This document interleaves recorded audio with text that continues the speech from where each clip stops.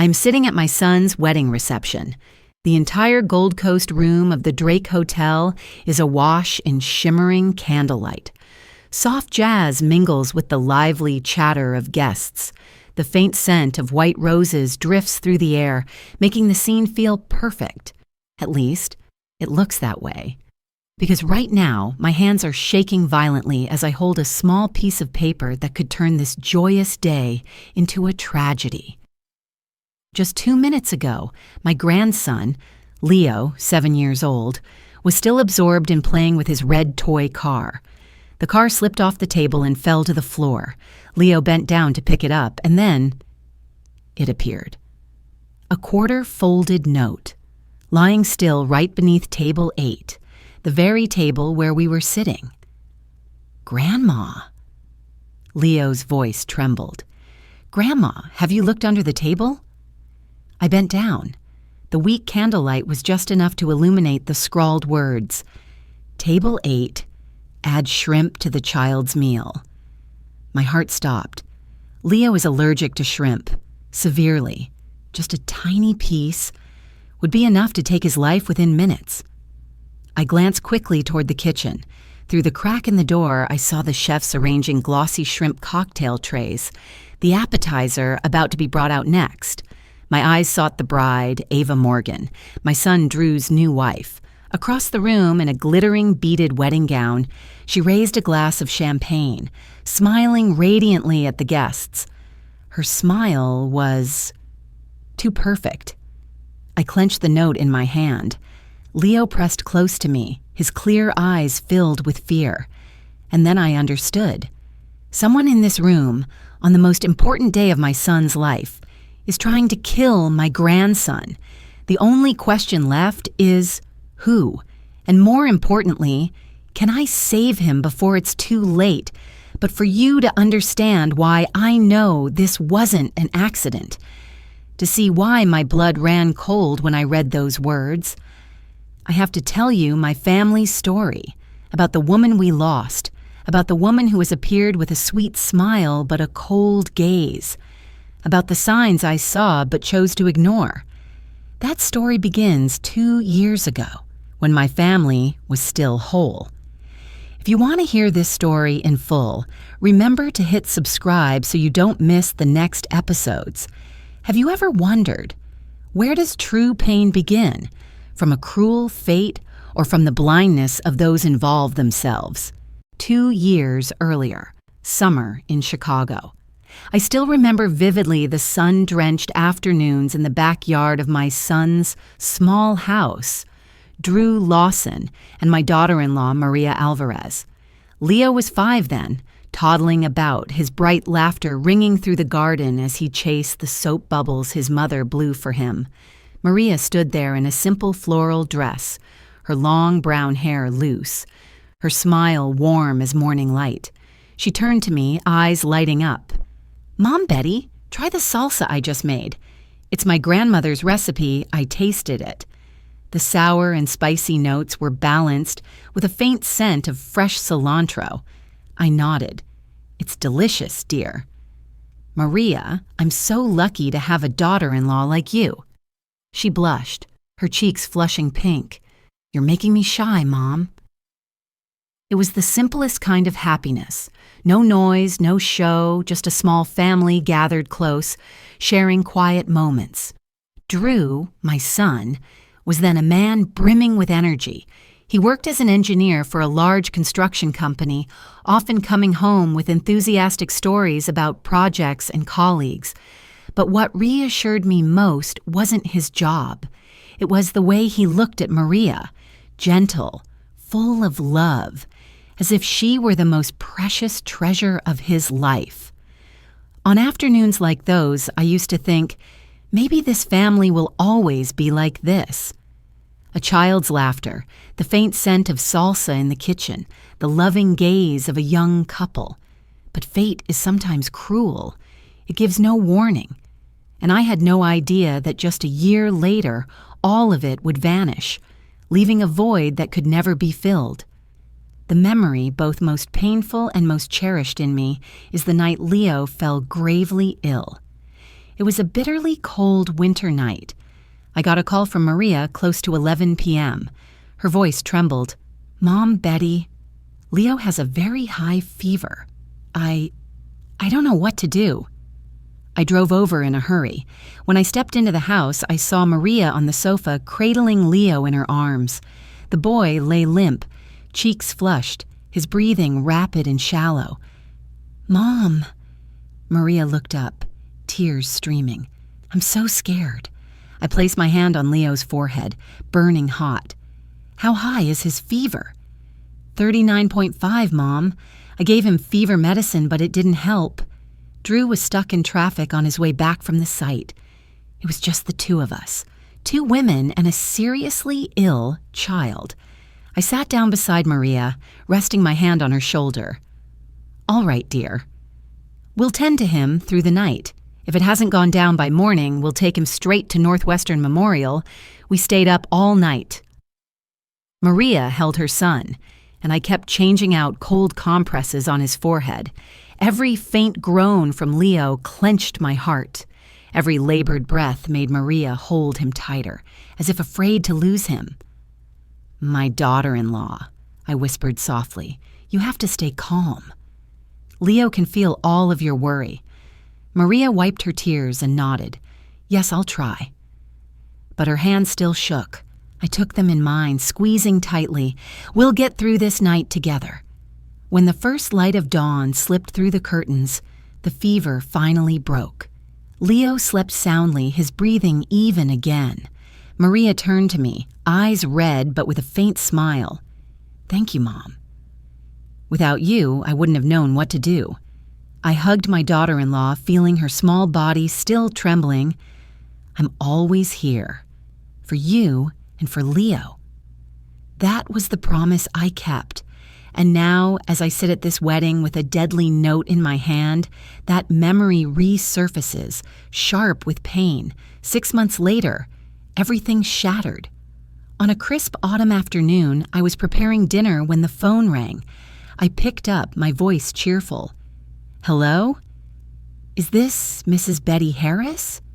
A deep, unfamiliar male voice. "Yes, this is she. What's the matter?" "I'm Officer Johnson with the Chicago Police Department." "I'm sorry to inform you. There's been an accident on I-94. Are you the mother of Mr. Drew Lawson?" My heart sank. "Yes, my son." "How is Drew?" "Mr. Lawson is safe, but his wife, Mrs. Maria Alvarez, we're very sorry." I could hardly believe it. The plate in my hand slipped and shattered. I stammered, "No, that can't be." A truck with failed brakes had slammed straight into Maria's car while she was on her way to pick up Leo from school. The impact was too strong. She died at the scene. Only Leo survived. The seatbelt saved him, leaving only a few scratches. To her last moment, a mother's instinct made Maria turn the wheel to shield her son. The funeral took place under a torrential downpour. It felt as if the whole Chicago sky was weeping. Drew stood rigid beside the casket draped in white roses, eyes hollow, not speaking, not crying. I knew my son was in so much pain he had no tears left. Leo, 4 years old, lay in my arms looking around with innocent eyes. "Grandma, why is everyone crying? Where's my mom?" I held him tight, swallowing hard. "Your mom has gone far away, sweetheart, to a very beautiful place where there's no more pain." "When will she come back?" The naive question that tore my heart apart. I didn't answer. I let my tears fall onto that soft hair. As the coffin was lowered, Drew collapsed to his knees by the grave, his shoulders shaking. "I'm sorry. I couldn't protect you." For the first time, he broke down. I placed my hand on my son's shoulder. No words could ease this kind of pain. After the funeral, Drew changed completely. He buried himself in work, leaving the house at dawn and returning late at night. "Drew, you have to rest. Leo needs his father," I urged. "Leo has you, Mom." "I have to work. I have to secure his future." His voice was empty, but I knew he was running from a house full of memories of Maria, and Leo, the poor boy, grew silent. From a lively child, he now only sat clutching the red toy car, the last gift his mother bought him. "Leo, aren't you hungry?" I asked at dinner. He shook his head. "Do you want Grandma to tell you a story?" He nodded slightly. "Tell me about my mom, Grandma." Every night I sat by his bed and talked about Maria, the lullabies, heart-shaped pancakes, her warm smile. I tried to keep my daughter-in-law's image alive in his heart, but I knew no story could fill that vast emptiness. A month later, Ms. Patel called me to Oscar Mayer Magnet School. "Mrs. Harris, Leo has changed a lot. He doesn't play with friends, doesn't join activities, just sits staring out the window." I choked up. "He just lost his mother, ma'am." "I understand. But Mrs. Harris, Leo needs a therapist. He's keeping the pain inside. That's dangerous." I knew she was right, but how could I take Leo to see a doctor when I myself was floundering in grief? In that darkness, Lucy Bennett, my adopted daughter, was the light. Lucy was 26 then, working as an interior designer. She had a warm heart, always thinking of others. After Maria passed, Lucy was there almost every day. She brought food and books and spent hours playing with Leo. "Leo, I'll draw a cat, okay? You color it for me?" Leo's eyes lit up and he nodded. I stood in the kitchen doorway watching them, my heart warming. Lucy was doing what Drew could not, filling in part the space Maria had left behind. But sometimes I caught the way Lucy looked at Drew, deep, tinged with worry, and a feeling that was more than sisterly affection. I saw it, but I stayed silent. Some things, if spoken, would break the fragile balance of a family. A year passed. The pain didn't vanish, but we gradually learned to live with it. Drew still worked a lot, but sometimes came home earlier. Leo remained quiet, but now and then he'd smile. A small smile, yet enough to sow hope. Lucy stayed devoted, becoming an indispensable part of us. I thought perhaps we would go on like that, no longer whole, but at least still a family, until Drew met her, until Ava Morgan walked into our lives. And once again, everything began to crack. One afternoon, 6 months later, Drew called me, his voice excited yet trembling. "Mom, I want you to meet someone special." My heart dropped. I knew what that meant. Drew had found someone new. I tried to remain calm. "All right, I'd love to meet her." But that night, I sat alone in the dark, whispering the question that cut into my heart. Would that woman be able to love Leo the way Maria did? Or would she bring a terrible mistake? I remember that afternoon as if it had happened just yesterday. I was in the kitchen making tacos, Leo's favorite, when I heard the door open. Drew walked in, his face radiant in a way I hadn't seen for a long time. "Mom," he said, his voice a little shaky with excitement, "I want to introduce someone to you."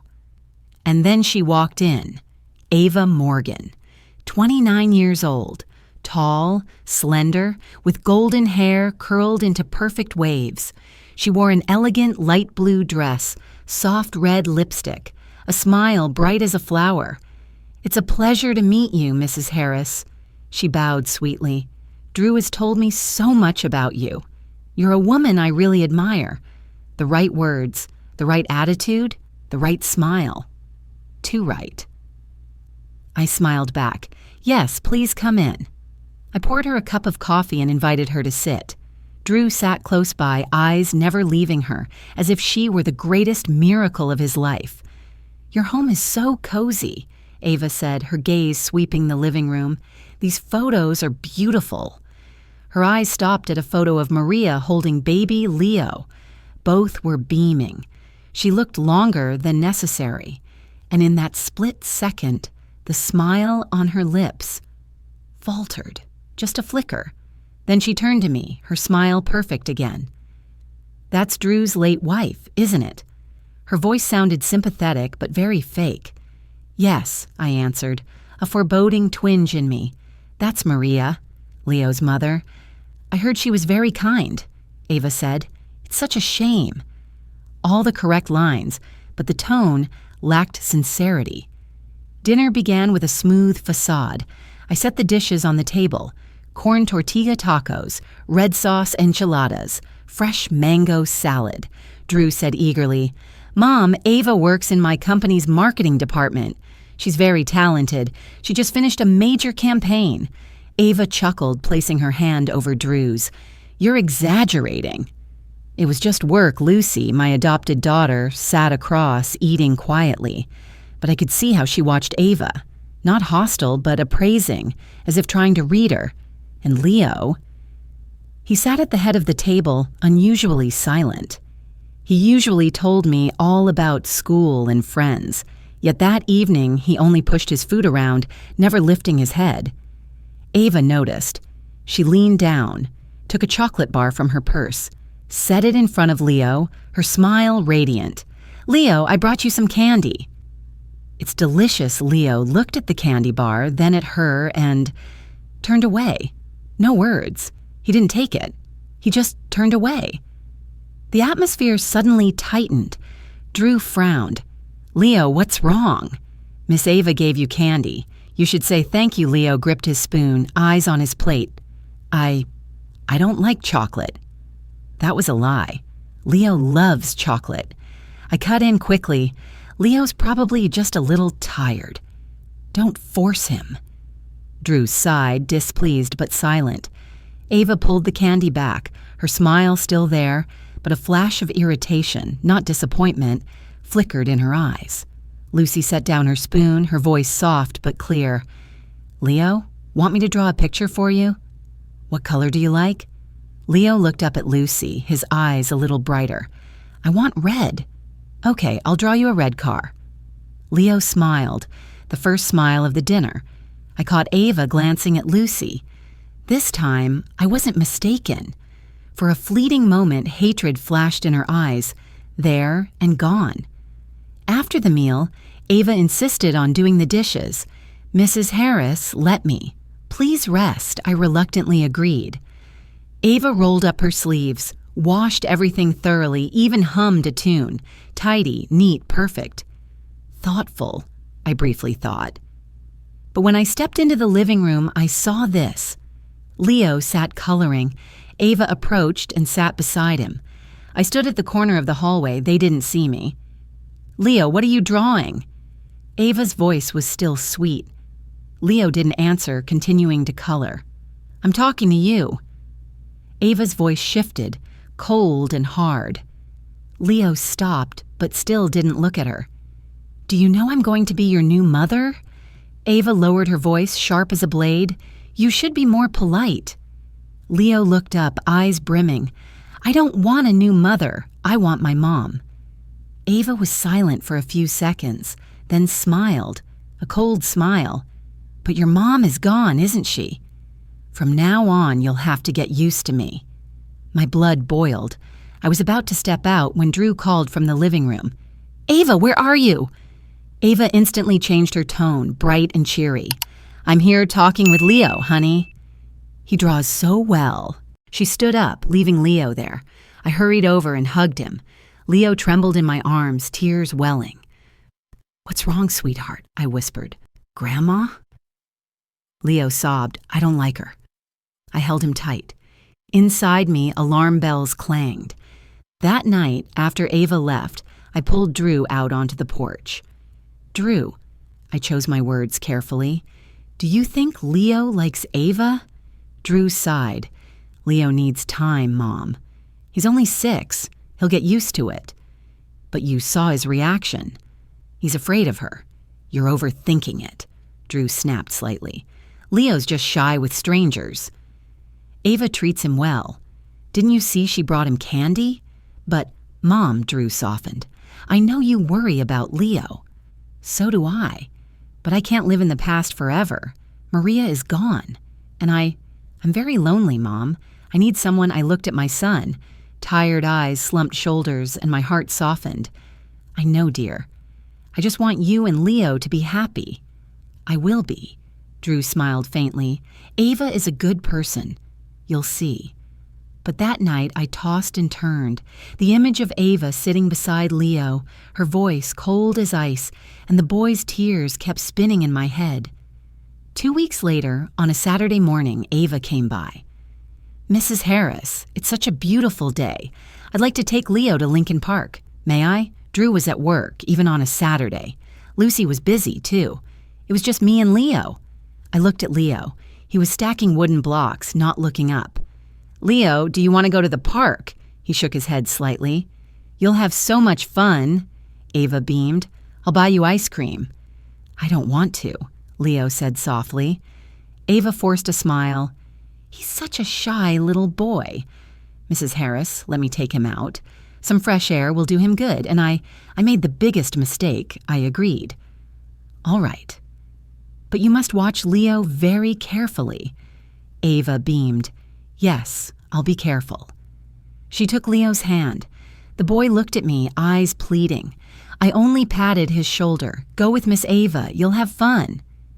2 hours later, they returned. Ava walked in wearing a triumphant smile. "Leo had such a great time, ma'am." He went down the slide countless times and even ate 2 ice creams.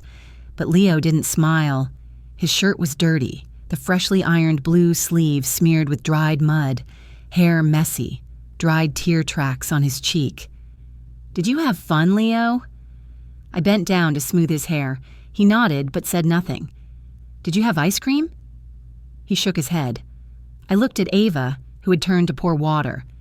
"Miss Ava said you had 2 ice creams," I asked when Ava went into the kitchen. Leo shook hard. "She didn't buy any." "She said I didn't deserve it." My blood ran cold. What else did she say? She said, "I'm a bad kid." And she pulled my hand really hard when I wouldn't go. I looked at Leo's wrist, reddened. "Did she hurt you?" My voice trembled. Leo nodded, eyes brimming. But I didn't dare tell Dad. He'll be mad at me. I hugged him. Rage flared in me like fire. Ava came out, and I looked her straight in the eyes. "Ava, did you pull Leo's hand?" She widened her eyes. Perfect surprise. "Of course not." I only held his hand.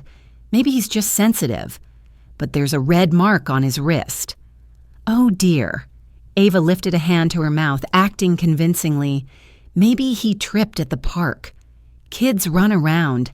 I tried to keep a close eye on him. I knew she was lying. But there was no proof. Just the word of a 6-year-old against an adult. "You should go now," I said quietly, cold.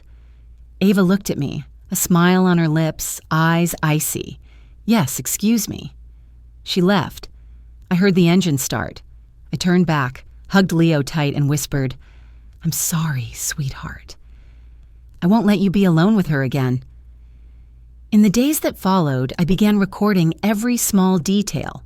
A glance, a red mark on the wrist, a line spoken off-key.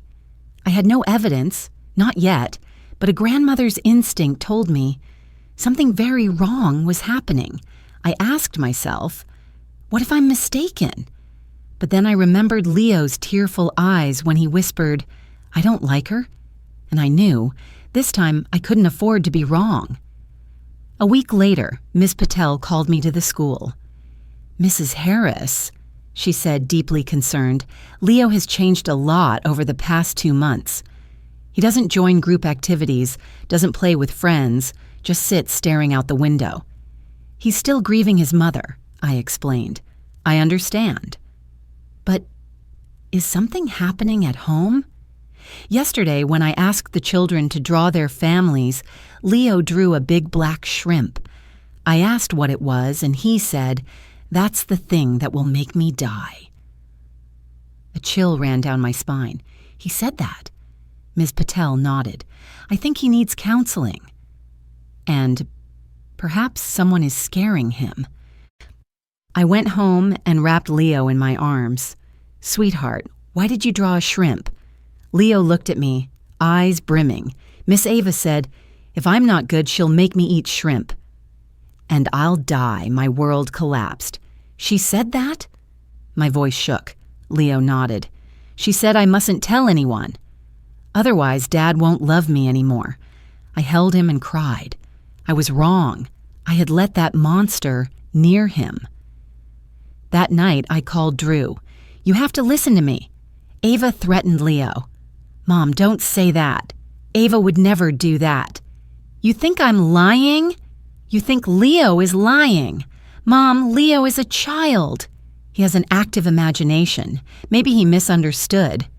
"Drew," I shouted, "your son is terrified, and you're defending her?" Drew was silent for a moment. "You don't like Ava, do you?" "You never liked her. That's not it. Or do you want me to be alone forever? To live in the past?" Drew's voice was full of pain. "I miss Maria, too, but I can't live like that forever. Listen to me." "I'm tired, Mom. You're tired, too. We'll talk later." He hung up. I sat in the dark, realizing bitterly that my son had chosen Ava, chosen her over my warning, over his own child's fear. Only Lucy believed me. When I told her, Lucy squeezed my hand. "Mom, Betty, I believe you. I've seen the way Ava looks at Leo, too. That look isn't someone who loves children, but Drew doesn't believe it." Lucy was silent, eyes sad. "Drew is blind from being lonely for too long. You have to help me protect Leo."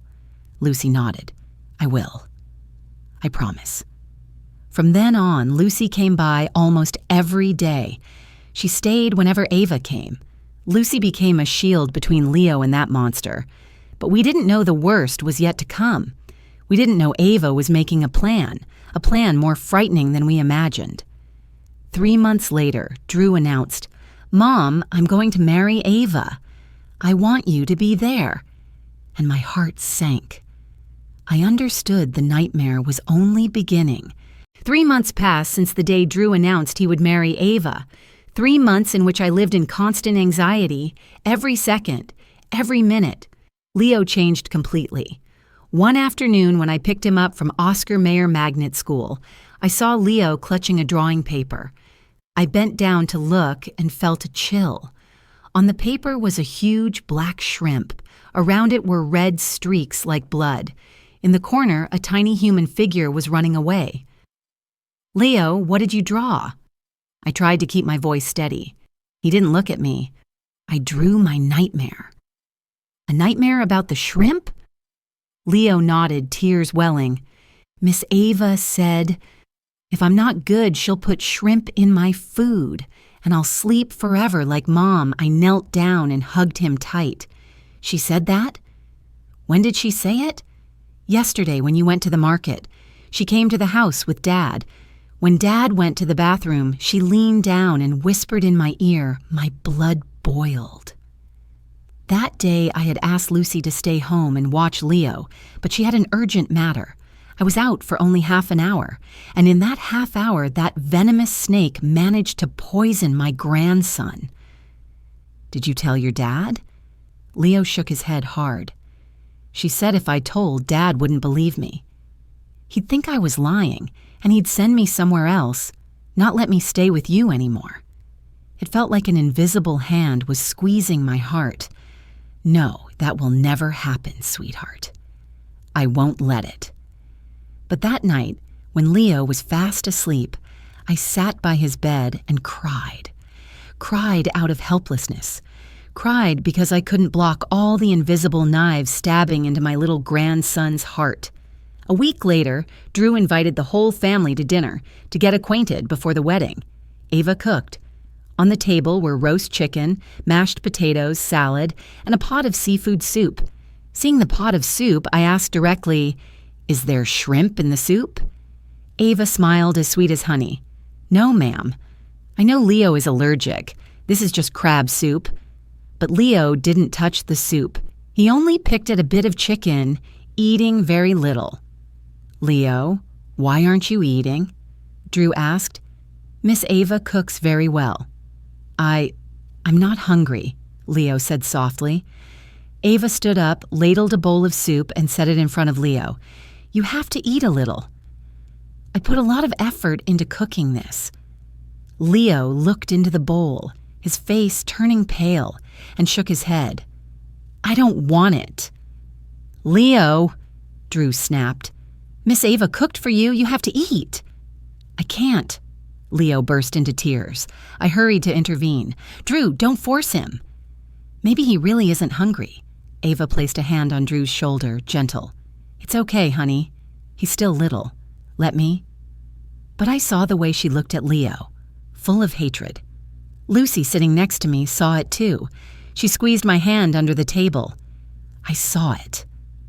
After the meal, when Ava went into the kitchen, Lucy quietly packed Leo's bowl of soup into a container to take home. Mom, Betty, I'm going to have it tested, Lucy whispered. I want to be sure. I nodded, grateful to my very core. 3 days later, Lucy called. Her voice was shaking. Mom, Betty, you have to hear me. What is it, dear? In that bowl of soup, there was shrimp. Not much, but enough to trigger a severe allergic reaction if Leo ate it. I collapsed into a chair, my hands trembling. She tried to... Yes. Lucy's voice turned cold. She tried to kill Leo. Right at the family dinner, we have to tell Drew. Do you think he'll believe us? He didn't believe you when you warned him. Now he'll say we made it up to sabotage his happiness. Lucy was right. Drew was completely blind. Then what do we do? I asked in despair. Keep the evidence and protect Leo. Don't leave him alone with Ava, not even for a second. From that moment, I changed tactics. I recorded everything. Dates, times, words, glances. I filed every small sign into a dossier. I knew that at the decisive moment, the truth would have to be laid out before everyone, leaving no room for sophistry. But I still didn't foresee this. Ava's next blow wouldn't only target Leo, it would aim straight at me. 2 weeks before the wedding, something unexpected happened. Gloria Morgan, Ava's younger sister, 18, came knocking on my door. I opened it to find a young girl with reddened eyes, hands trembling. Mrs. Harris, may I come in and talk? I invited her in. Lucy was there too. We had barely sat down when Gloria burst into tears. I'm sorry. I'm so sorry. Sorry for what? I asked gently. For my sister Ava. For what she's planning to do, Lucy and I looked at each other. What do you know? Gloria wiped her tears, her voice shaking. Yesterday, I accidentally overheard her on the phone. She thought no one was listening. I was standing in the hallway. What did she say? She told a friend, as long as that kid disappears, Drew will be mine. No more child haunting the past. No more troublesome old woman. I felt struck by lightning. She really said that? Gloria nodded, tears spilling over. And she also said, at the wedding, she would take care of everything once and for all. She laughed when she said it. A terrifying laugh. Lucy jumped to her feet and gripped my hand. Mom, Betty, we have to do something. There are only 2 weeks left. But where's the evidence? This is only hearsay, I sighed. Gloria wiped her tears, her voice resolute. Ma'am, I'll help. I'll testify. I can't let her hurt an innocent child. Why do you want to help? She's your sister. Gloria sobbed. Ava wasn't always like this. When we were little, she was kind. But after our parents divorced, she changed. She became cold, called me a leftover. She always wants everything her way. And now she wants Drew. She doesn't care about Leo. She only sees him as an obstacle. I'm afraid she'll really hurt him. I hugged Gloria. Thank you, dear. You're very brave. That night, the 3 of us, Lucy, Gloria, and I, sat down to plan. We can't stop the wedding, Lucy said. Drew won't believe us. And we still don't have concrete proof. Then what do we do? I asked. Gloria spoke up. I'll stick close to Ava at the wedding.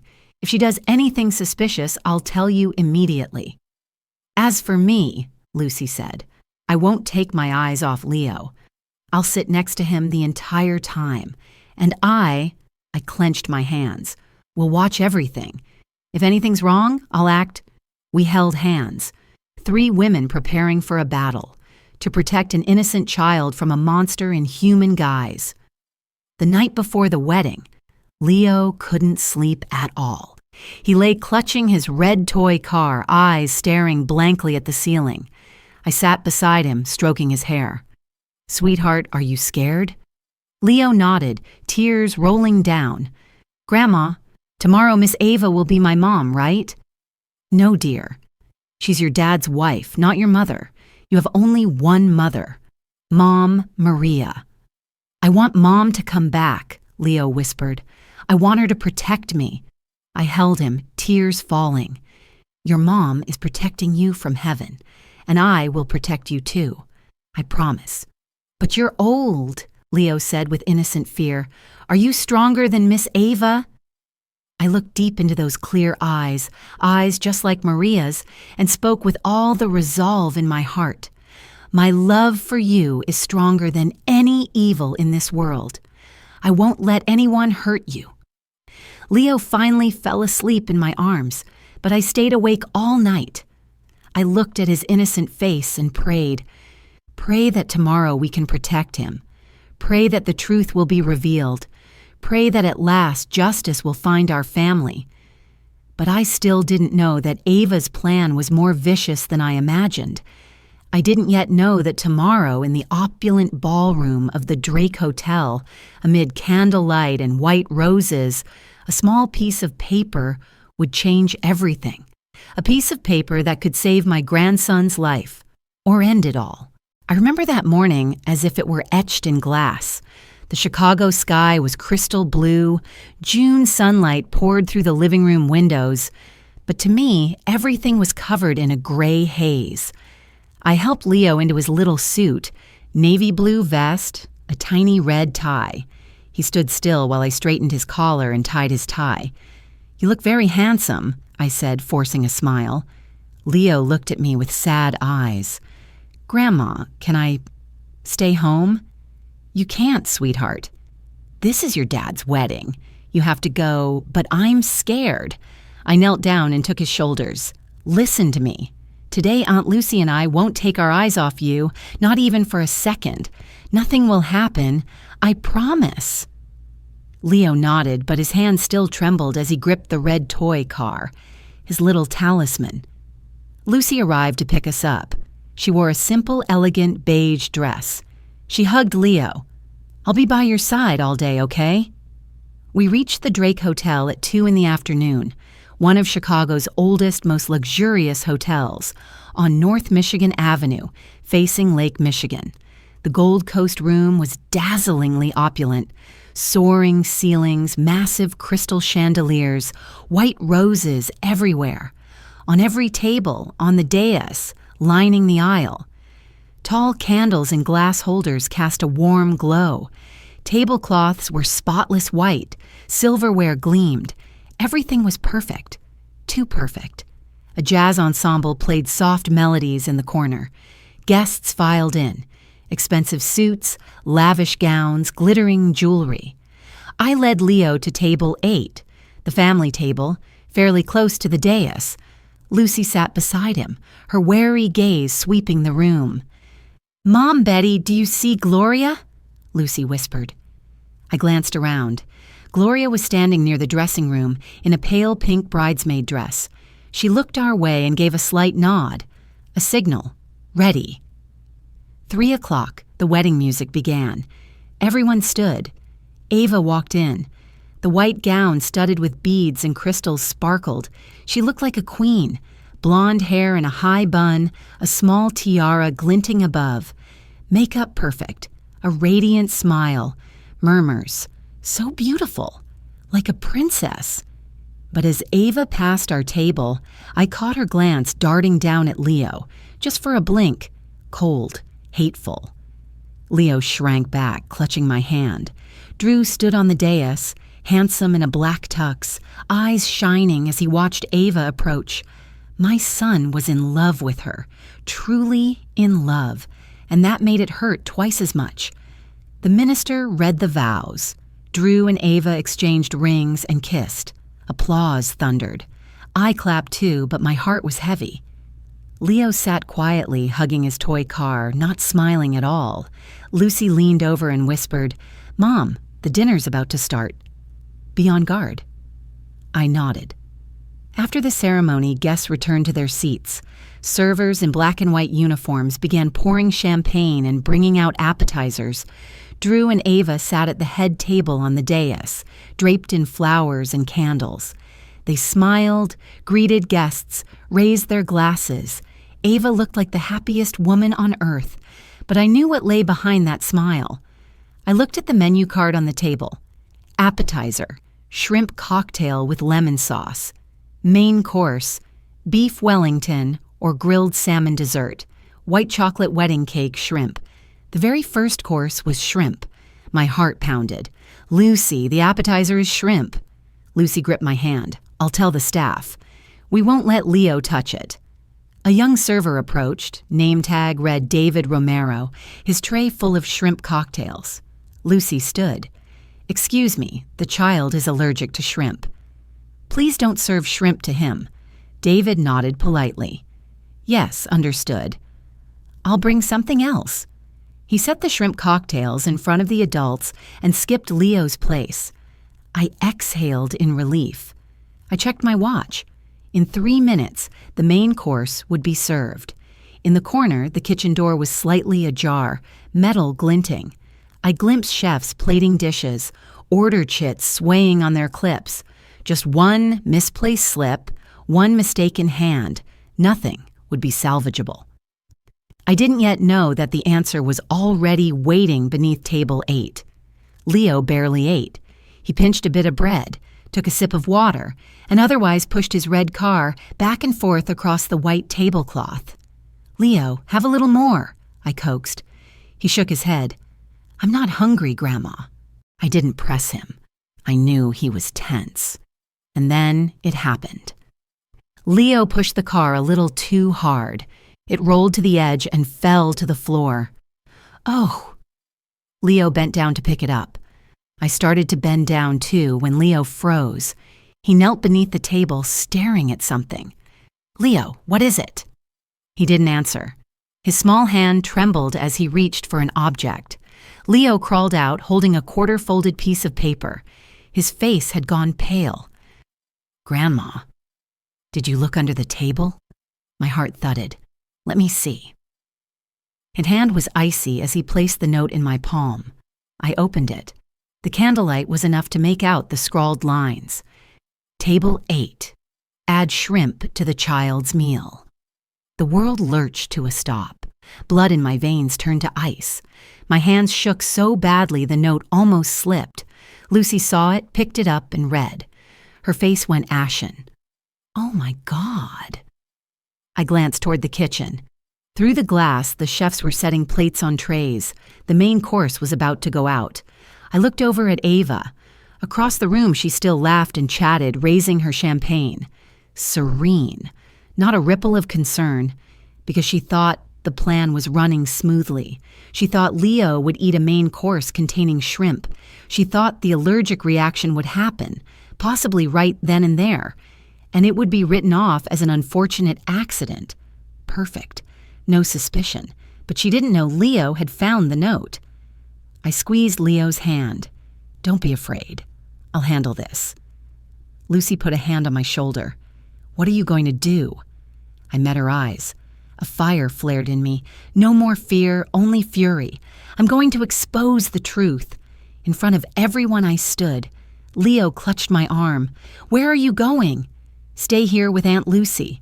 "I'll be right back." I strode quickly to the corner where David was waiting to bring out the next course. "Excuse me," I said, my tone firm.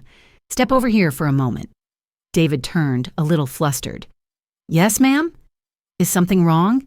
I held out the note. "Do you recognize this?" David looked down, eyes widening. "Oh my God, this is my slip." "Yours?" "Yes.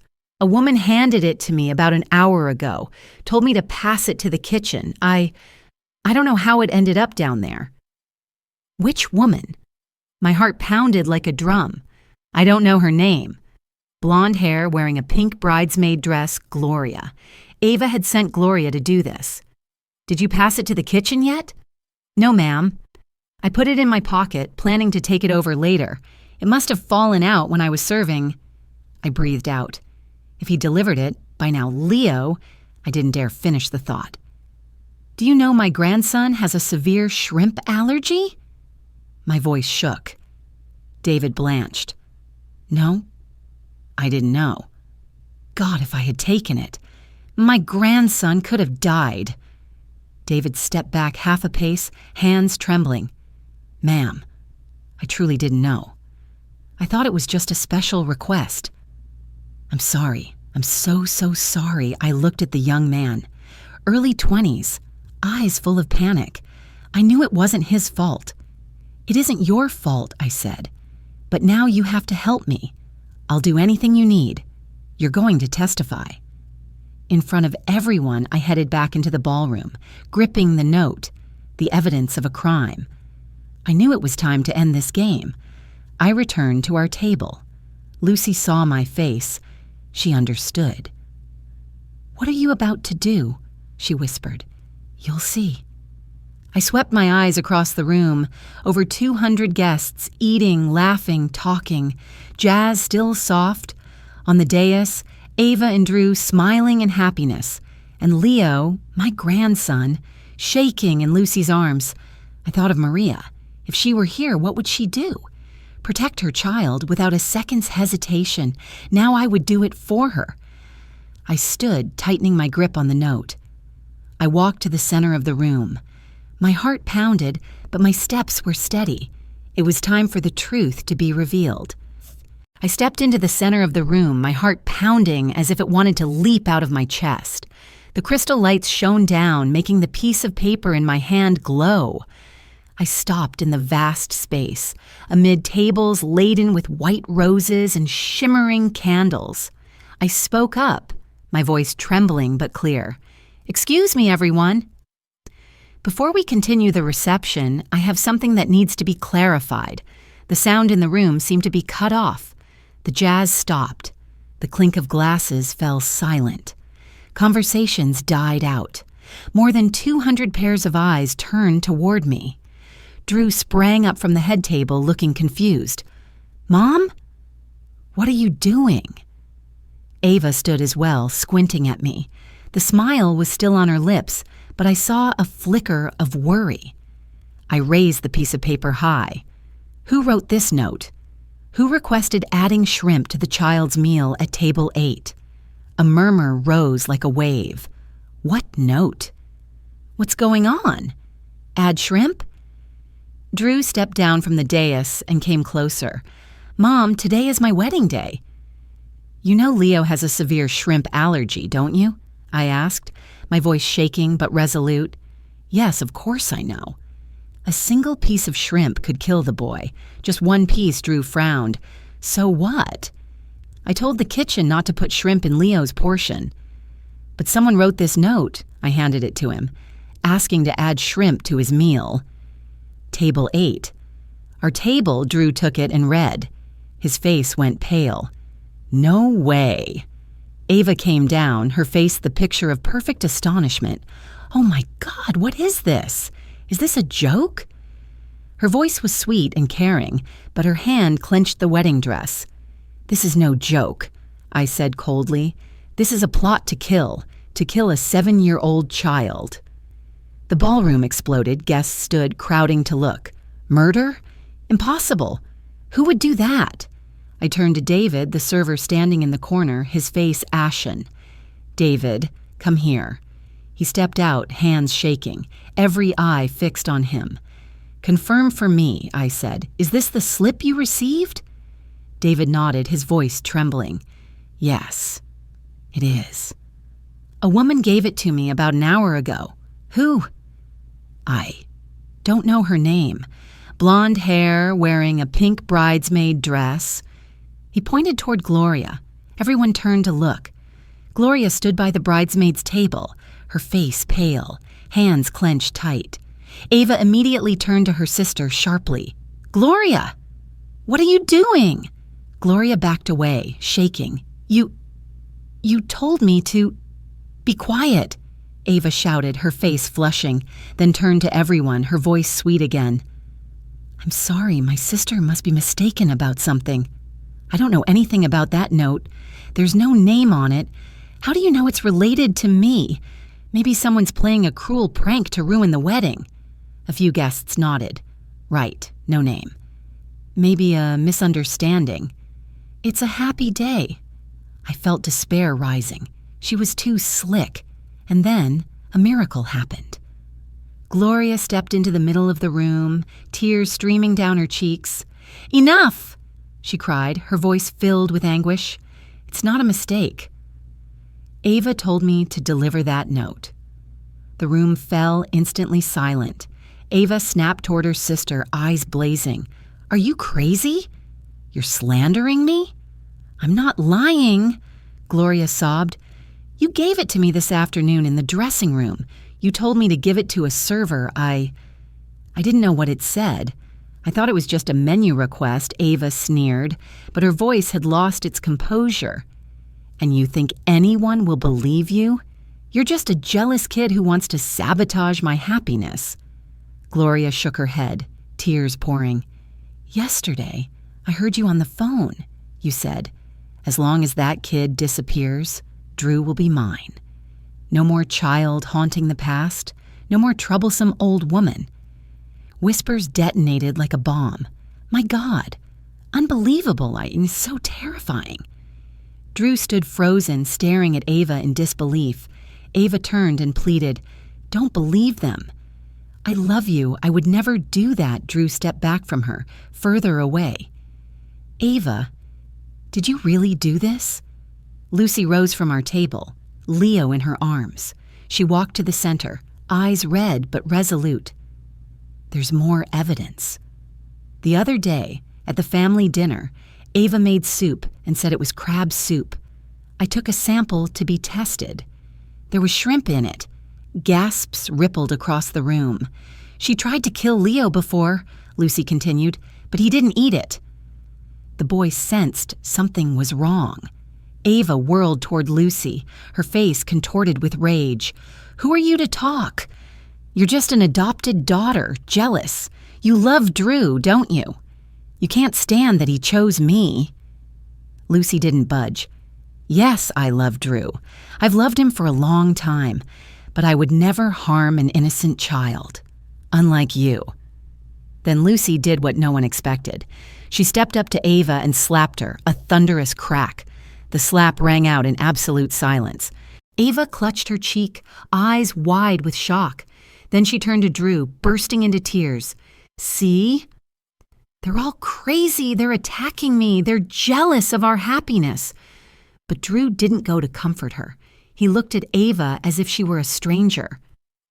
"Leo," Drew choked out, "come here to Daddy." Leo left Lucy's arms and took small steps to his father. Drew knelt to meet his eyes.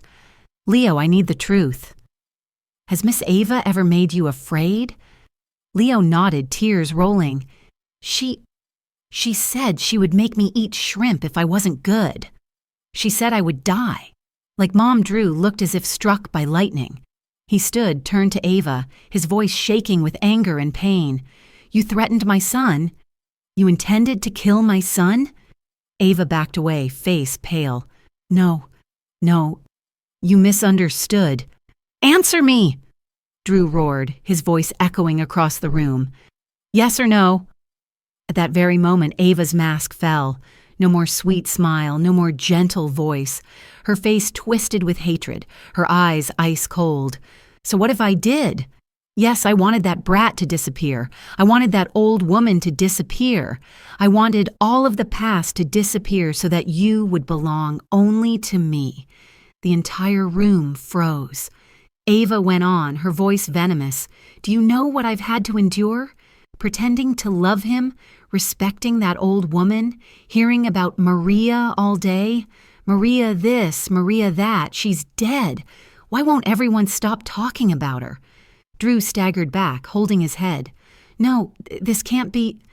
"I love you," Ava cried, not in remorse but in fury. "But you never looked at me the way you looked at her. So if that kid was gone, you'd forget her. You'd have only me. Only me." An older man at the next table jumped up, outraged. "You're a monster, hurting an innocent child." Others stood, shaking their heads in disgust. "Unforgivable! Call the police!" The air in the room was so heavy it felt like it would crack. I looked around. Phones were up now, a dozen cameras aimed our way. It hit me. The truth was no longer just words. It was about to become images. And once it became images, it could not be denied. Lucy stepped forward, her voice calm but razor sharp. "If you still deny it, we can check the hotel's security cameras." "Everything is recorded." Ava flinched. Her face grew even paler. "That's right." A hotel staffer stepped out from the kitchen door. "We have cameras everywhere, including the hallway and dressing room." "We can review them right now." Ava collapsed. Her knees gave out and she sank to the floor in her lavish wedding dress. There was nothing left to deny. No way out. Drew stood, looking at the woman he had just married as if she were a monster. Then he turned to Leo. The boy stood beside me, clinging to my leg, shaking. Drew slowly knelt before him, tears streaming. "Leo, my boy, I'm sorry. I didn't protect you." His voice broke. "I was blind. I didn't listen to Mom. I didn't believe you. And you almost—" He couldn't finish. Drew pulled Leo into his arms, holding him tight, crying like a child. Leo cried too, hugging him back.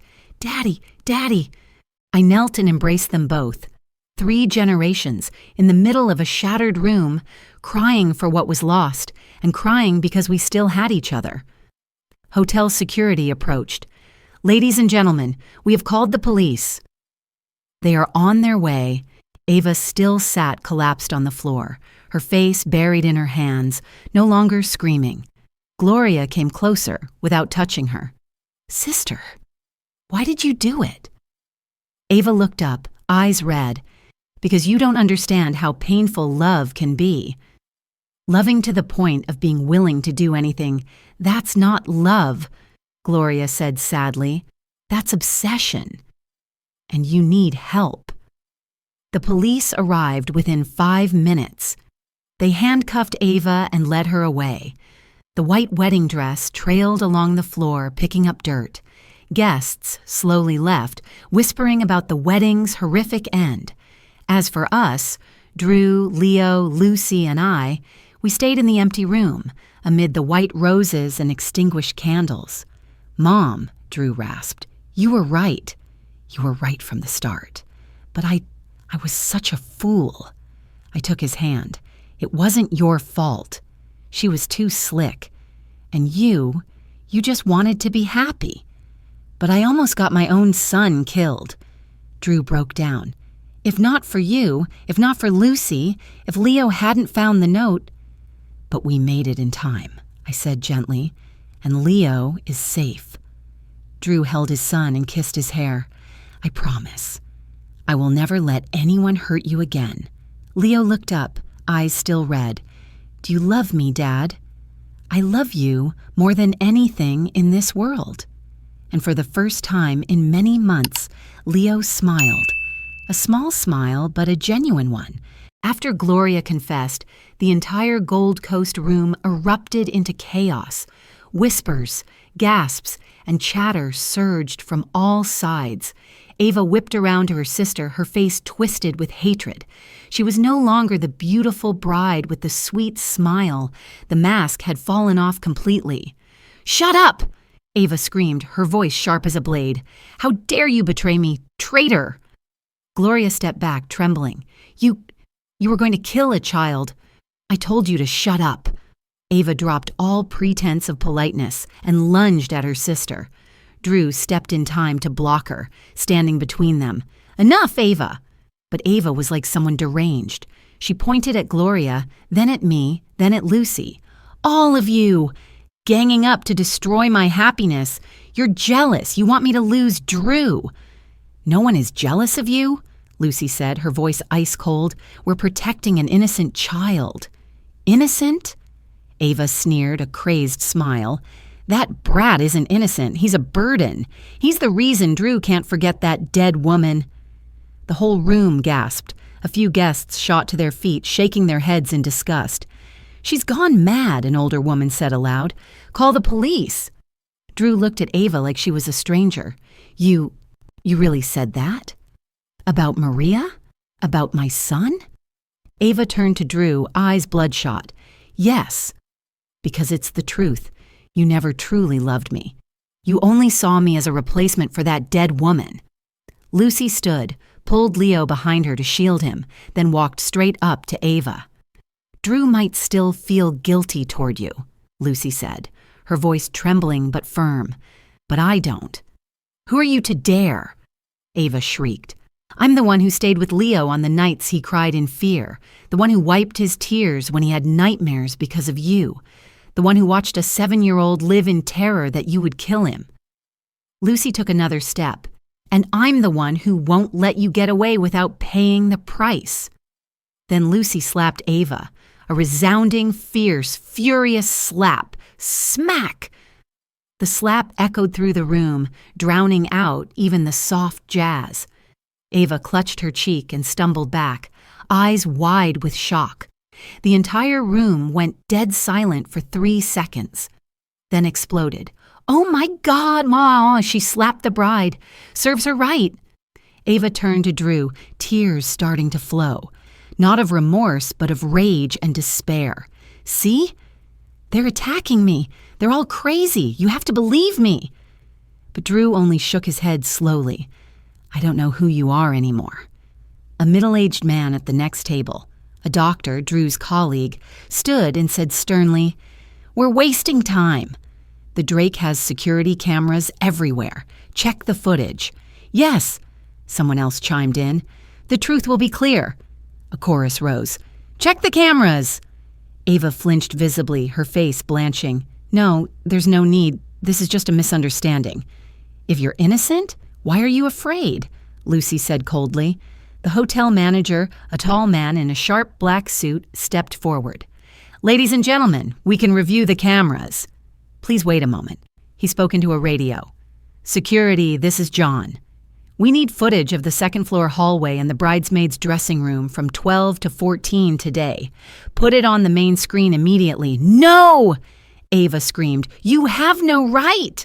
"Ma'am," the manager replied, courteous but firm, "when there's suspicion of a serious crime on hotel premises, we have the authority to review footage to cooperate with the police." A technician brought in a large LED screen and plugged in a laptop. In under 3 minutes, images appeared. The entire room went silent, eyes glued to the screen. Scene 1, hallway 1:15 p.m. Ava appears in a dressing robe, hair in curlers. She looks around, then pulls a folded piece of paper from her purse. A few sharp intakes of breath. There, the note. Scene 2, dressing room 1:17 p.m. Gloria sits in front of a mirror. Ava enters, scans to make sure no one else is there. She approaches, says something, no audio, then hands the paper to Gloria. Gloria looks at the paper, confused, says something. Ava replies, nodding in affirmation. Gloria takes the note and puts it in her pocket. "My God," someone whispered. "She really did it." Scene 3, hallway near the kitchen, 1:45 p.m. Gloria looks for someone and meets David, the server. She calls him back, says a few words, then hands him the note. David takes it, glances quickly, nods, slips it into his shirt pocket, and continues on. The screen went dark. Silence. Then an uproar. Unbelievable! She planned to kill the child at her own wedding. An elderly lady stood and pointed straight at Ava, her voice trembling. Monster! An older man, likely Drew's uncle, face flushed red, not fit to be called human. A group of young women, Drew's co-workers, shook their heads, thought she was so sweet. A beast in human skin. Poor Leo. Members of the Morgan family bowed their heads in shame. A few slipped out. I realized in an instant, the story was no longer an accusation. It had become images, And when the truth has picture and sound, it outlives any excuse. In my hand, the note was not just evidence, it was the ticket to drag everything into the light. From this moment, no one could say it was just a misunderstanding. Ava stood isolated under a barrage of hateful, contemptuous stares. There was no escape. Her knees buckled, she collapsed to the floor, the expensive white gown fanning across the glossy wood. "Drew," she sobbed, reaching a hand toward him. "You have to understand. I did it because I love you. I just wanted us to be happy." Drew didn't move toward her. He stood a few meters away, looking at her like some strange creature. "You intended to kill my son," Drew said, his voice cold, barely restrained, "at our wedding. In front of our families. You don't understand." Ava wept. "That brat was always between us. You never truly loved me. You looked at me and thought of that woman." "That woman," Drew repeated, his voice shaking with fury. "You're talking about Maria, my late wife, my son's mother? Yes, she's dead, but you're still living with her ghost, and that brat is a living reminder of her. If he weren't here, you'd forget. You'd have only me." Drew shook his head, tears falling. "You don't understand anything about love. You only know obsession and possession. You're sick." Drew turned his back on Ava and walked to table 8, where Leo still hid behind Lucy, still trembling. The whole room watched. He walked slowly, shoulders shaking. In front of Leo, Drew dropped to his knees, right there on the floor in front of hundreds of guests. "Leo," Drew's voice broke. "I'm sorry." "Dad." Leo's voice quivered. "I didn't protect you," Drew wept, covering his face with both hands. "I brought that monster into our home. I didn't believe you when you were scared. I didn't listen to Grandma. I failed as your father." Drew's sobs echoed in the silence. Many people wiped away tears. "You almost died because of me," Drew choked. "If you hadn't found the note, if Grandma hadn't had the courage, you would have—" He couldn't go on. Leo looked at his father, the big man now kneeling, shattered. Then the boy stepped forward and placed his small hand on his father's shoulder. "Don't cry, Dad," Leo said, trembling but gentle. "I forgive you." Drew looked up, stunned. "You forgive me?" Leo nodded, tears welling too. "I know you love me. You were just tricked. Miss Ava is very bad." Drew wrapped Leo in a fierce embrace, as if he'd never let go. "Thank you. I promise I'll never let this happen again. I'll protect you." For life, I stood on one side, Lucy on the other. We held the father and son. The four of us hugged and cried, not tears of despair, but tears of release. Police sirens wailed outside the hotel. Someone had called while we were watching the footage. 3 Chicago PD officers walked in, taking in the chaotic scene, the collapsed bride, the crowding guests, the manager giving a briefing. "Who's involved?" the senior officer asked. The manager pointed at Ava, her officer, accused of plotting to poison a child. The officer glanced at Leo in Drew's arms, then at the screen. "We need statements from everyone involved," he said, starting with the bride. 2 officers approached. "Ma'am, please stand." Ava looked up, mascara smeared. I'm innocent. They set me up. You have the right to remain silent. Anything you say—" The officer read the Miranda rights. "No, I don't need a lawyer. I'm innocent." Ava screamed, trying to stand but tripping on her dress, falling again. They helped her up, cuffed her wedding ring still glittering on her hand. "Drew!" Ava shrieked. "Don't leave me. You said you loved me. You promised to be with me forever." Drew didn't turn back. He just held Leo tighter, covering his eyes so he wouldn't see. "Drew, please!" Ava's voice faded as she was led down the hallway and out of the Drake. With Ava taken away, guests began to disperse in groups. Some came to hug Drew, patting his shoulder. "You did the right thing." "Thank goodness it's over." A few came to embrace me. "You were brave, Mrs. Harris." You saved your grandchild." Many shook Lucy's hand, thanking her. "You did the right thing." So courageous. Gloria stood in a corner crying. Some looks of disdain flickered by, but I walked over and hugged the young woman. "You did the right thing. You were brave to tell the truth, but I almost hurt Leo." Gloria sobbed. "But you didn't. You stopped in time. You saved him." At last, the room was nearly empty. Left were us, Drew, Leo, Lucy, Gloria, and David the server, waiting to give statements to the police. The jazz had stopped. The candles were dying.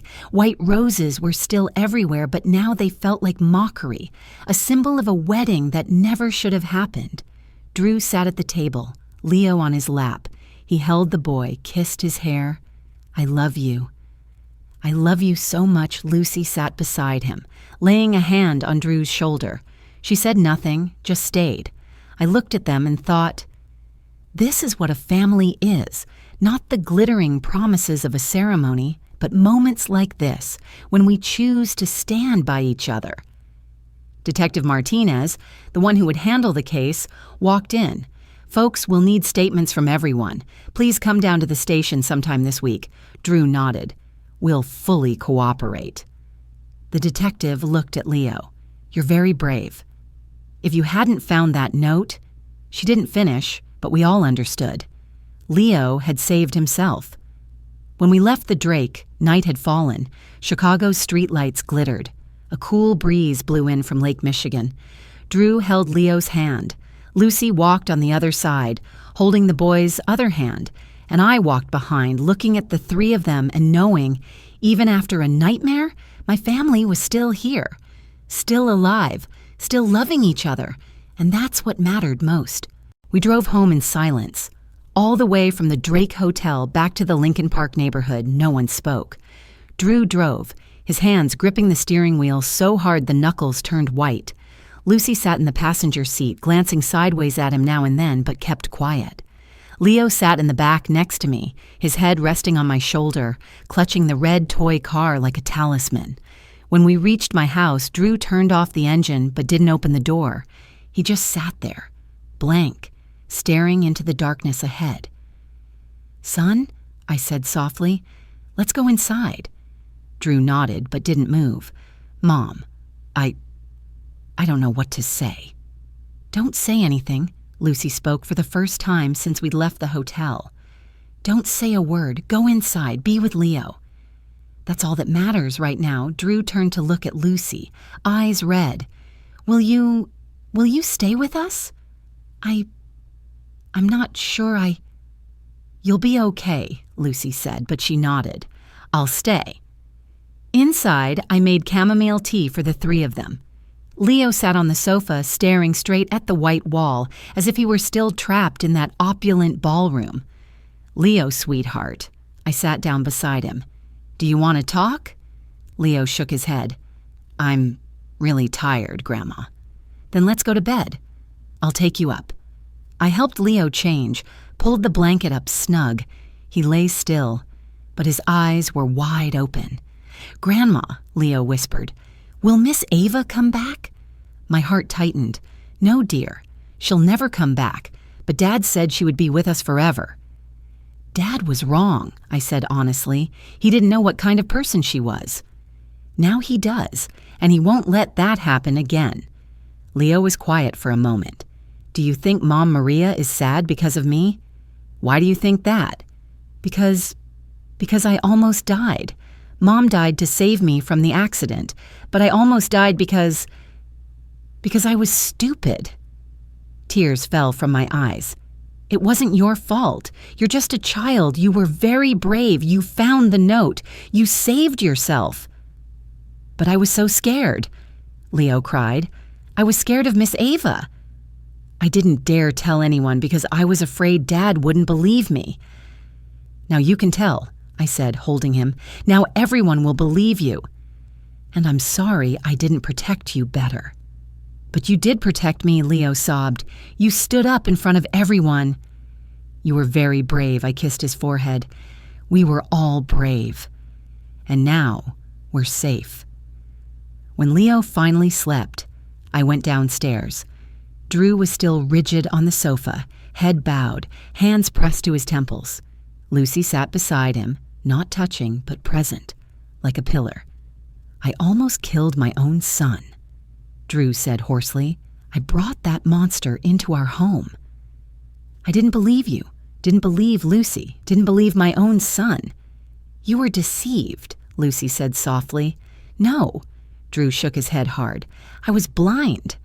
I was so lonely, so desperate for someone that I ignored all the signs. I chose a stranger over my family. You loved her, Lucy said gently. That's human. It wasn't love. Drew twisted a bitter smile. It was fixation, a need. Ava was beautiful, said exactly what I wanted to hear, made me feel alive. After Maria died, I was clinically dead inside. Ava made me feel alive. He looked up at Lucy. But that isn't love. Love doesn't blind you. Love doesn't make you ignore your own child's fear. Lucy took his hand. Now you know. That's what matters. The next morning, Detective Martinez arrived with a colleague. Sorry to bother you early, she said, sitting at the dining table. We need detailed statements. She turned on the recorder. First, Mrs. Harris, please start from the beginning. I told everything. Our first meeting with Ava, the odd signs, the threats Leo reported, the dinner with the soup containing shrimp, all the way to the moment Leo found the note at the wedding. The detective took careful notes. Do you still have the soup sample? Yes, Lucy said. I had it tested. The results are here. She handed over an envelope. The detective opened it, read, confirmed presence of shrimp in the crab soup. Good. That's evidence of prior planning. She turned to Leo. You're Leo, right? Very brave, Leo looked down. I just picked up the paper. And by doing that, you saved your life, the detective said gravely. I need to ask a few questions. Grandma can sit beside you, okay? For the next half hour, she asked gently about the times Ava threatened him, how she mistreated him when no adults were around, and Leo's fear. Leo told everything, voice shaking but clear. She said if I wasn't good, she'd make me eat shrimp. She said I would die, like Mom, and no one would know because everyone would think it was an accident. Drew listened, his hands clenched into fists. Lucy laid her hand over his knuckles to steady him. 3 days later, the prosecutor called. Ava Morgan wanted to see Drew. Drew was silent for a long time. I'm not sure You're not obligated, the prosecutor said, but it might be a chance for you to close this chapter. Drew looked at me. What do you think, Mom? You should go, I said. Not for her, for you. Hear what she has to say, then close the door for good. Drew nodded. Lucy, will you come with me? Are you sure? Your family, Drew said. I want you there. Cook County Jail. Visitation room, thick glass, a phone on each side. Ava was led in. No more lavish bride, just an orange jumpsuit, messy hair, a pale face without makeup. When she saw Drew, her eyes lit up. She grabbed the phone. Drew sat down, Lucy standing behind him. You came, Ava whispered, tears streaming. I thought you wouldn't. I didn't come for you, Drew said coldly. I came to listen, then I'll leave and never come back. Ava swallowed hard. I'm sorry.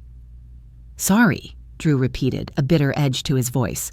Sorry for trying to kill my son, or for threatening him for months. I didn't mean to kill him, Ava said. I just wanted him to get sick. So you'd pay more attention to me. Drew stared like he was looking at a madwoman. You knew Leo has a severe shrimp allergy. You knew a single piece could kill him. Don't tell me you didn't intend to kill. Ava cried. I just wanted you to love me like you loved Maria. But you never loved me that way. You always saw what I lacked. Because you are a lack, Drew said. You're not Maria. Maria loved unconditionally. She put others first. You only know how to possess. But I love you, Ava screamed. No, Drew shook his head. You don't know love. You only know wanting. And when something stands in your way, you're willing to remove it, even a 7-year-old child. Ava turned to Lucy. It's because of you, isn't it? You stole him? I didn't steal anyone, Lucy said evenly. Drew chose. He chose his family, his son, and honesty, things you don't have. Ava turned back, pleading, Will you wait for me?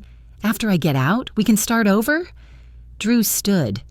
No, I won't wait.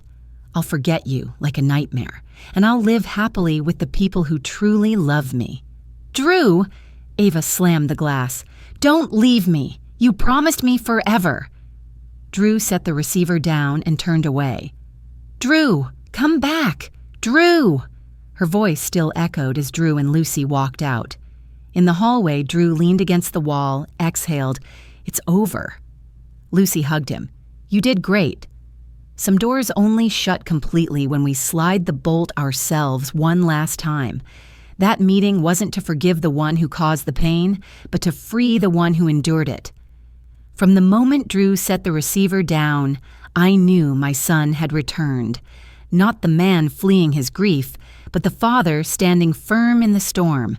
2 weeks later, the preliminary hearing at the Cook County Courthouse. The prosecution presented the evidence. The note with Ava's fingerprints, security camera footage from the Drake, test results, shrimp present in the crab soup, statements from Gloria, David, Lucy, and me, Leo's account of the threats. Ava's attorney tried to salvage it. My client was joking. A bad joke, but not attempted murder. A joke? The prosecutor shot back. You call months of threatening to kill a child, adding an allergen to his food twice, and writing a note requesting poisoning at a wedding a joke. The attorney fell silent. The judge, an older, stern woman, looked through the file, then at Ava. Defendant, do you wish to speak before the court decides? Ava stood, trembling. Your Honor, I'm sorry. I didn't think about the consequences. I just wanted to be loved. By killing a child? The judge said coldly. Ava didn't answer. The court finds sufficient grounds to proceed to trial, the judge ruled. Defendant Ava Morgan is charged with conspiracy to inflict serious bodily harm on a child, willful endangerment of a child's life, threats and child abuse. Trial is set for 3 months from now. Defendant to be held without bail. A week later, Drew took Leo to Northwestern Memorial for a full checkup.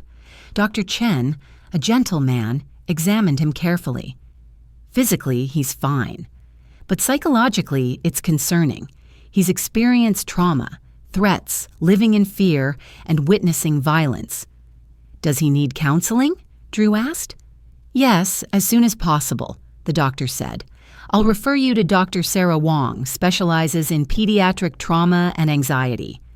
The doctor handed over an EpiPen, emergency medication for severe allergic reactions.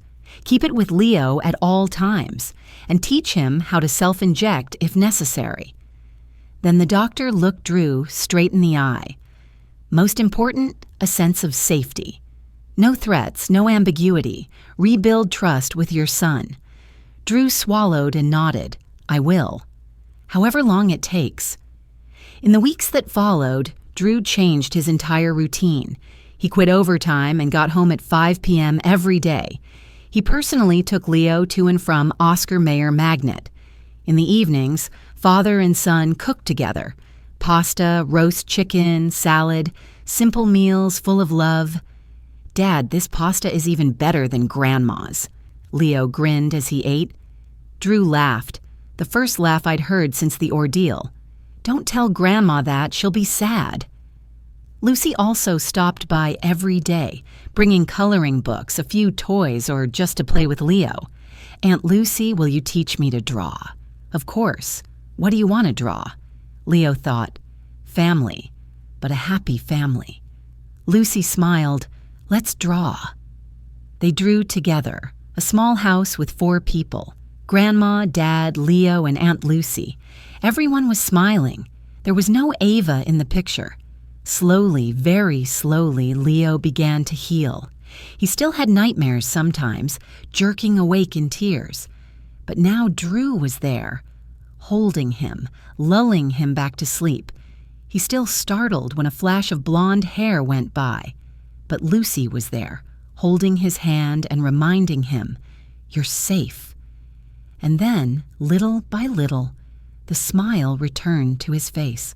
3 months later, the first therapy session with Dr. Wong. Dr. Sarah Wong's office wasn't like what Leo had imagined a doctor's place to be. No smell of antiseptic, no metal beds. It was a warm room with soft carpeting, toys neatly stored in low cubbies, walls hung with colorful drawings. Dr. Wong, a petite Asian woman with a gentle smile, sat down at Leo's eye level. "Hi, Leo. You can call me Miss Sarah," she said softly. "Do you know why you're here today?" Leo looked down, hugging his red toy car. Because I'm scared." "Are you still scared now?" Leo nodded. "Sometimes. I dream about Miss Ava. I dream about shrimp. Will you tell me about those dreams?" Bit by bit, the boy opened up. The nightmares where Ava chased him with a plate of shrimp, the dream of not being able to breathe, the feeling of waking up shaking, terrified. Dr. Wong listened without judgment. "Leo, I want you to know. Feeling scared, angry, sad, all of that is normal. You just went through something very frightening. Your brain is processing it. But I want to stop being scared. You will be less scared," she smiled, "but it takes time, and we'll walk through it together." In the following weeks, Ms. Sarah taught Leo techniques: deep breathing when anxious, identifying unrealistic thoughts, speaking feelings out loud instead of keeping them inside, practicing returning to normal activities. "Leo, when you're scared, you can say out loud, 'Miss Ava isn't here. I'm safe. My family is protecting me.'" Leo practiced that sentence every day. At first, his voice still trembled. Then gradually, it steadied. My son also went to therapy, on his own, seeing Dr. Michael Foster. "I failed," Drew told him. "I almost let my son die." "You were wrong," Dr. Foster said bluntly, "but now you're correcting it." "That's what matters. But how will Leo trust me again?" "Prove it every day," he said. "Not with words, but with actions. Be there, listen, put him first. Then trust will return." Drew practiced truly listening, not brushing off his child's feelings with, "Don't worry," or "It'll be fine." He said, "I understand you're scared. I'm here. I will help you." Lucy didn't try to replace Maria. She knew no one could, but she was present, caring for and loving Leo unconditionally. Every morning, Lucy packed Leo's lunch, double-checking there was no shrimp or seafood, and stuck on a small note, "Dear Leo, have a wonderful day. Aunt Lucy loves you." Leo kept those little notes in a drawer like treasures. One afternoon, when Lucy picked Leo up from school, Ms. Patel pulled her aside. "Miss Bennett, Leo has changed a lot," the teacher said with a warm smile.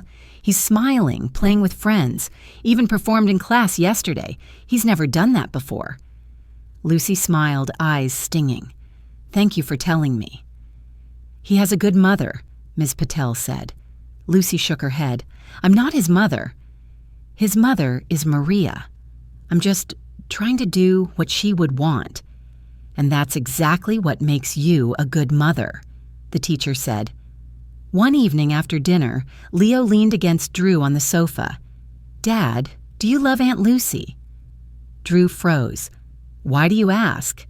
"Because she comes every day, cooks, plays with me. She's like a mom." Drew was quiet for a moment. "Do you like Aunt Lucy?" "I love Aunt Lucy," Leo answered simply. "She's kind." "Not like Miss Ava." "No," Drew nodded. "Aunt Lucy is very different." "Then why don't you marry Aunt Lucy?" Drew laughed sadly. "It's not that simple, son. I just went through something very bad. I need time." "But Aunt Lucy has waited for you a long time," Leo said.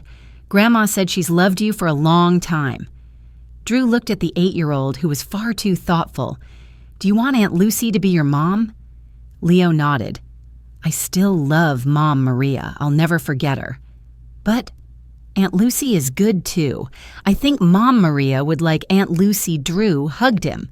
"I think so too." 6 months after the incident, on a golden October afternoon, Drew proposed to Lucy. No fancy restaurant, no giant diamond. Just Lincoln Park under the oak where Lucy often sat with Leo. Leo and I hid behind a bush, trembling with excitement. Drew knelt down. "You know I made a huge mistake, almost lost everything because I was blind. But you were still there every day, asking for nothing, just loving me and Leo. I don't deserve it, but if you'll give me a chance, I want to spend the rest of my life loving you the right way. Not out of loneliness, not because I need someone, but because you are the person I love, respect, and want to build a life with." He held out a simple ring, not as dazzling as Ava's ring, but sincere. "Lucy Bennett, will you be my wife and Leo's mother?" Lucy burst into tears and nodded. "Yes." Leo ran out and hugged them both. "Aunt Lucy is going to be my mom." I stood there watching the three of them embrace, knowing that, at last, peace had found its way to my home. A month later, the wedding took place right in Lincoln Park. No Gold Coast room, no hundreds of guests, no thousands of white roses. Just a small ceremony beneath Chicago's golden autumn leaves. Me, Leo, Gloria, now our close friend, a few of Drew's colleagues, and Ms. Patel. Lucy wore a simple white dress, her hair down, carrying a bouquet of white daisies. No tiara, no elaborate makeup, just an honest smile. Leo carried the rings, proudly taking each step in his little suit. The minister read the vows. Drew placed the ring. "I vow to love you, respect you, and put our family first." Lucy responded, "I vow to love you, to care for Leo as my own, and to build a family on honesty." They kissed, a gentle, warm kiss, full of promise. Leo cheered, "Now I have a mom." True happiness is quiet. No fireworks, no applause, just a settled gaze, a hand that's always there, small promises repeated every day. When Leo shouted, "Now I have a mom," I understood. The turning of this story had truly happened, from fear to safety, from brokenness to bonding. A week after the wedding, the formal trial of Ava Morgan. I, Drew, Lucy, Leo, were all present. Ava was thinner, more gray, with none of her former splendor. When she saw Drew sitting next to Lucy and the ring on Lucy's finger, Ava's face blanched. The trial lasted 2 days. The witnesses took the stand in turn. Gloria recounted Ava giving her the note. David described receiving the note. I recounted the signs over the months. Lucy described the soup sample with shrimp and the slap.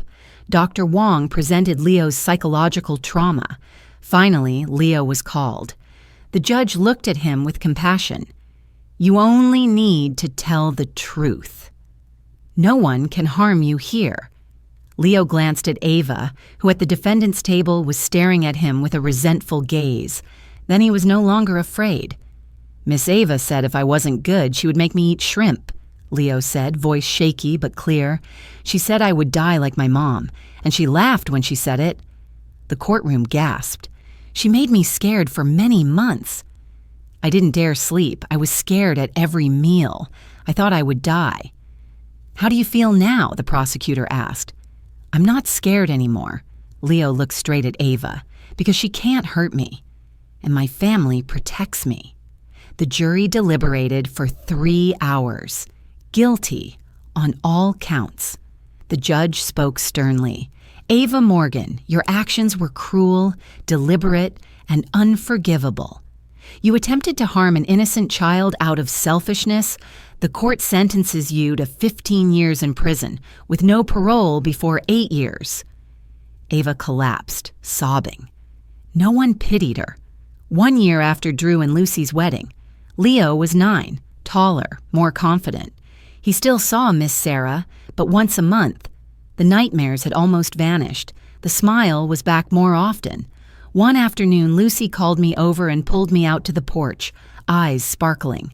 "Mom Betty, I have good news." She placed a hand on her belly. "I'm pregnant, 3 months." I threw my arms around her, tears of happiness. "The best news." "I'm scared," Lucy admitted. "Scared I won't do well." "Honey, you've cared for Leo like your own for years. You'll be a wonderful mother." That evening, Drew and Lucy told Leo, "You're going to have a sibling." Drew smiled. "A brother or a sister?" Leo's eyes lit up. "We don't know yet. But whoever it is, they'll be lucky to have you as a big brother." Leo said solemnly, "I'll protect the baby." "I won't let anyone hurt them." I knew he was thinking of that old shadow, and now he was turning it into a vow to protect. 6 months later, in the middle of a May night, Lucy gave birth to a baby girl, Emma Rose Lawson. Emma meaning whole. Rose, to remember the white roses of a wedding full of hope. Holding Emma for the first time, seeing those clear eyes, I thought of Maria and the long road we had traveled. "Hello, Emma," I whispered. "I'm Grandma. I promised to protect you, just as I protected your brother, Leo." The next day, we brought Leo to the hospital. The boy walked in hesitantly, still holding the red toy car, Maria's gift to him long ago. "Leo, come meet your sister." Lucy smiled, tired but radiant. Leo went to the bassinet and peered in. "She's so small." "She needs you to protect her," Drew said. Leo looked at the car in his hand, then he placed it in the bassinet next to Emma. "I'm giving this to her," Leo said. "This is the car Mom Maria gave me. Now I'm giving it to her, so love can continue." Drew heard and tears fell. Lucy hugged Leo. I stood there, watching the circle close. Maria brought love. Leo learned it, and now he was passing it on to Emma. 3 more years passed. On a summer afternoon, I sat in Drew and Lucy's backyard, watching 12-year-old Leo teach 3-year-old Emma to play with the red car. "Be careful," Leo instructed. "This is a special car. Mom Maria gave it to me. Now I'm giving it to you." Emma hugged the car and beamed. "Thank you, big brother." Drew stood beside me, placing a hand on my shoulder. "Happy, Mom." I looked at the little family, once on the brink of shattering, now stronger than ever. "Very happy," I said. "If you've stayed to the very end of this story, I want to say a few things. First, trust your instincts. When something feels wrong, don't soothe yourself with, 'I'm being too sensitive.' Intuition is often right. Second, believe children. They may not speak perfectly, but they know when they're not safe. Don't tell them you're imagining things when they share their fears. Third, true love isn't loud. It is calm, steady, protective, even at a cost. It's Lucy sitting with Leo through the night. It's Gloria daring to tell the truth, even about her own sister. Fourth, family isn't only blood. It's the people who step up for each other in the most dangerous moments. Lucy didn't give birth to Leo, but she loves and protects him like her own. Fifth, it's never too late to change. Drew was terribly wrong, but he learned, changed, and became a good father. Finally, if you see a child living in fear, speak up. Don't think it's none of my business or I'm probably misunderstanding. One question, one expression of concern can save a life. Our story could have ended differently if I hadn't listened to Leo, if Lucy hadn't been brave, if Gloria hadn't told the truth, if Leo hadn't picked up that note. But we did. And Leo lived. 5 years have passed since that fateful night at the Drake. Leo is 13, tall, confident, always looking out for Emma. Now a lively 5-year-old. Drew and Lucy are still happy. Not the counterfeit happiness from Ava, but the peace after a storm. Ava is still in prison. Sometimes I think of her, not with hatred, but with regret for a soul turned into a monster by sickness. But I do not forgive. Some acts are unforgivable. Attempting to kill a child is one of them. Today I sit in the garden, watching Leo teach Emma to ride a bike, and I think about the long journey we've taken. We lost Maria, the woman who brought love into this home. We almost lost Leo because of blindness and desperation, but we found Lucy, the one who quietly loved and protected. We found strength to stand up, tell the truth, and fight. And most importantly, we found each other, a true family not just by blood, but by love and choice. If you're in a similar situation, if someone in the family makes you feel unsafe, if you warn others and no one listens, don't give up. Keep speaking up, keep fighting. With 1 second and one right decision, you can save a life. And if you yourself are being threatened, are afraid, speak out. Tell someone you trust. Keep telling it until someone believes you. You deserve to be safe. You deserve to be loved. Thank you for watching to the end of this Revenge Tales story. If this journey resonated with you, please subscribe and turn on notifications so you won't miss the next stories of justice. Don't forget to like the video and comment.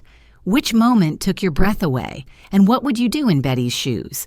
If you feel it deserves to be shared, send it to a friend. See you in the next episode, where the truth always finds a way to come to light.